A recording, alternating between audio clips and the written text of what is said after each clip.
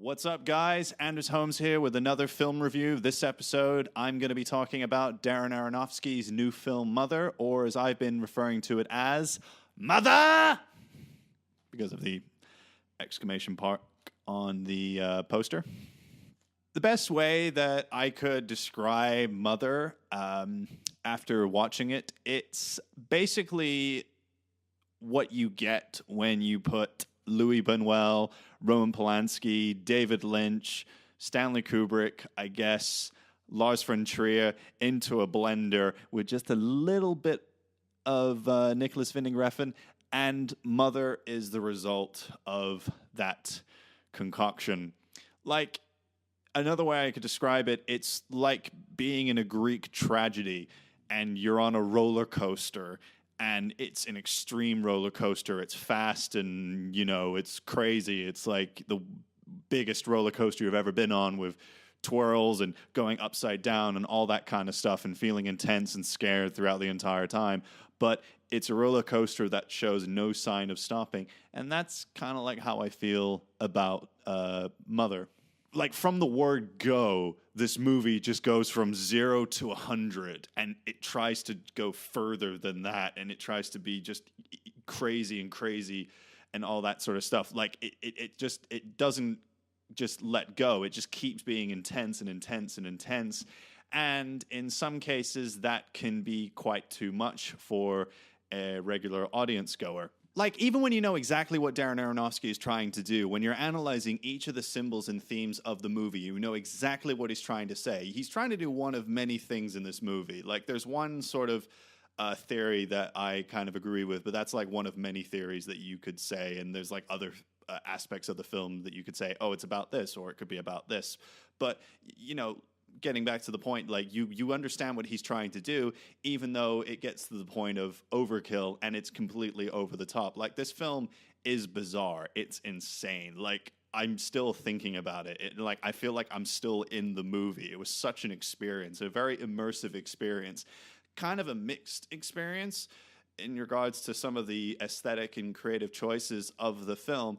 But it's a film that I feel like a lot of people are going to be talking about for many years, and they're going to be analyzing every single detail of that film. Like, I can agree with some of the things that they're trying to do with this film, even though they do it in a very kind of over-the-top kind of way that does make it feel a bit too much.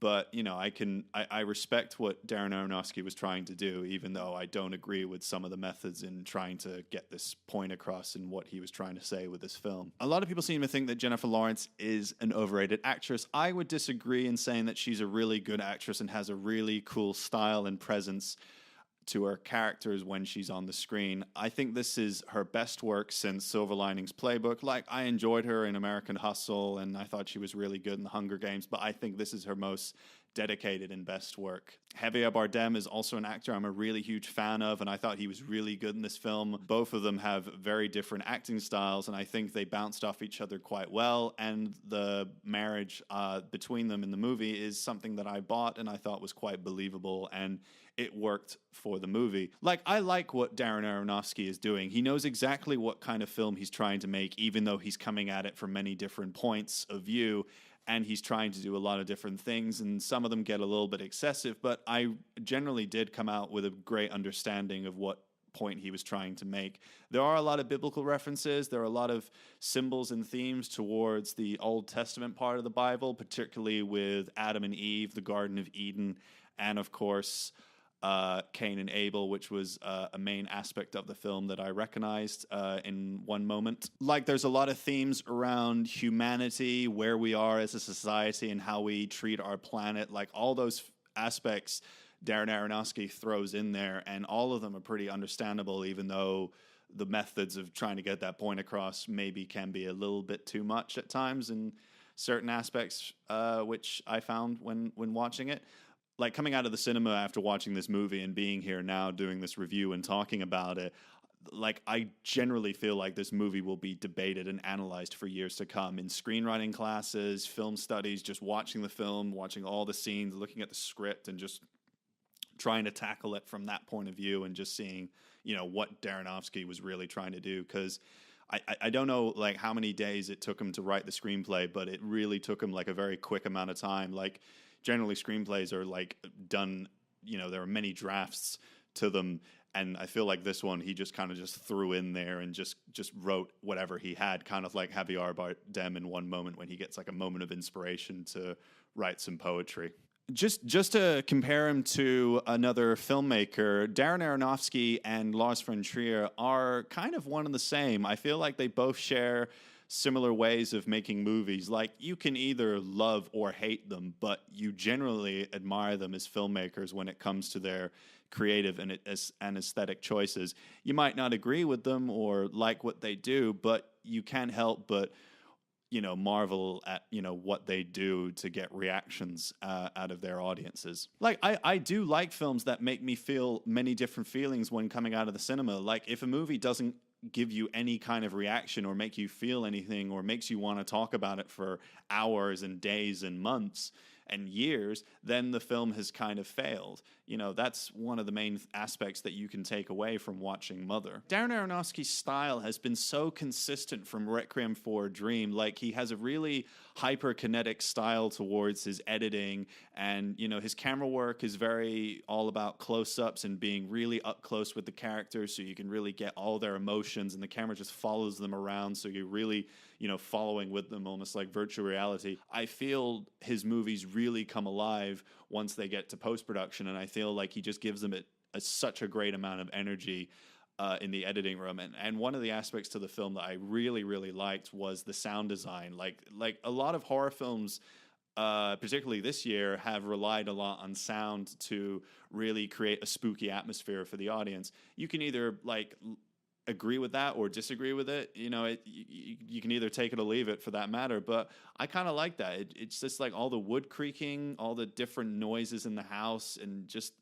really, really, I really liked that. It was really, really cool. I think that aesthetic choice that he took with the film, and I think that's one of the real strong aspects to it. And I think that was one of the things I really attached to when I saw it. But when coming to this idea of really provoking your audience and getting like a really sort of extreme reaction from them, if that's what you're going for with your movie, then I'm not really quite sure what to really think of your movie. You can do all that and provoke any kind of reaction at the expense of being entertaining, but I come away feeling like, did I really like that? Did I hate that? I'm not too sure. And that's one of the things I'm a bit unsure about when it comes to how I really feel about Darren Aronofsky's movies, particularly this one. It was way too long. I think it was far too long. It's about 2 hours long. I think it could have shaved about 20 minutes, maybe 30 minutes off. I feel like it got its point across. I knew what it was trying to do. Enough was enough was what I was feeling towards the end of the movie. Like, it was just becoming a bit too much and a bit too extreme and excessive for me. And I know people who go see this film are probably going to feel like, I like that over-the-top style to it. But I'm like, yeah, that's fine. I'm not going to, trying to fight your opinion on that. And I'm not going to sort of make you feel like you're wrong or anything like that. Say like you're Darren Aronofsky and you come up with the idea, and you have this idea for the movie of Mother, and you go to like someone like your friend or another filmmaker, and you explain this idea to him. Like, you act all these scenes out in a really descriptive kind of way, like being the characters and all that stuff, and then you kind of go up to them and shake them and being like, did you get it? Did you get it? Did you get it? No? Okay, well, I'm going to do this then, just make sure that you do get it. And it's like, I get it, just shut up. Okay, enough is enough. I understand what you're trying to say. Just whoa there, sir. Just, rein in the horses, Mr. Aronofsky. I felt the movie was at its strongest when Ed Harris and Michelle Pfeiffer were in the movie. Once they left the movie, I'm not going to say how they leave the movie. They aren't present for the rest of the movie. And the sort of quality of the film sort of went down with their departure. I feel like that's where the film kind of came alive when they entered the home of Jennifer Lawrence and Javier Bardem. I think that's where the film was really interesting. Like, all those themes that Darren Aronofsky was trying to do came across quite well. And I think, I got to a clear understanding of what he was trying to do with the film. I think once the movie went along and, got into the, going towards the 2 hour running time, I was a bit like, all right, I get it. Stop, being pretentious and tedious and repetitive. I get it. You don't need to keep battering your style over me. I get what you're trying to say. It wasn't like an exhausting film. Like I was being like, oh, when is this going to end or anything like that. I just got kind of tired being beaten over the head by this artistic style. Like I was never looking at my watch. I was genuinely engaged with what's going on. It was just getting to the point being like, can we let this film breathe a little bit? I really want to, open up and just have this film like be cooled down for a little bit, because it's getting pretty, it's getting hot, to be a little bit silly in that description. But that's kind of how I felt. And with how I feel towards the film itself, I'm not quite sure how I feel about it. I don't know whether I love or hate this film. But one thing I will say, it will stick with me. I'm always going to be thinking about this movie in regards to who we are as people and where we're going and what our society is. Like, I feel Darren Aronofsky really looked at where we are now in the last few years and really just put it into this movie and done it in a very artistic and experimental way that I feel a lot of people are going to be talking about and analyzing for years to come. Like, that's generally one of the things that I can take away from this film that's generally really good. I don't like or agree with some of the ways that he did that, but he made a film that people are going to talk about, and that's good. If people are still talking about your films next year, then you can die happy knowing that people are still going to be talking about your film and, debating all the aspects of it. Like, that is a sign of a good movie. Like, whether you like it or not is, it's not really important. It's like what the film is about. If the film had something to say and you got it and you can talk about it and talk about it with people, then that is a really good thing. Like, I love all those things, all those themes and all those symbols that Darren Aronofsky throws into the movies and make you think and debate about it. But I'm not a fan of some of the things that he does to get that point across. Like I said, it does go a bit too far, and I do feel like once this film comes out to wider audiences, it's probably going to cause some people to go like, this is the worst film I've ever seen. Like, how dare you make this movie? And other people are going to say it's a masterpiece and a genius film, and I'm caught in the middle of that. Like, at the end of the day, I'm happy I saw it. I'm happy that I was able to experience it and able to, come away with a deeper understanding of who we are as people and how we treat our planet. And I am generally looking forward to seeing other people's reactions to this film and getting into a conversation about it. Like, I'm actually quite looking forward to doing that.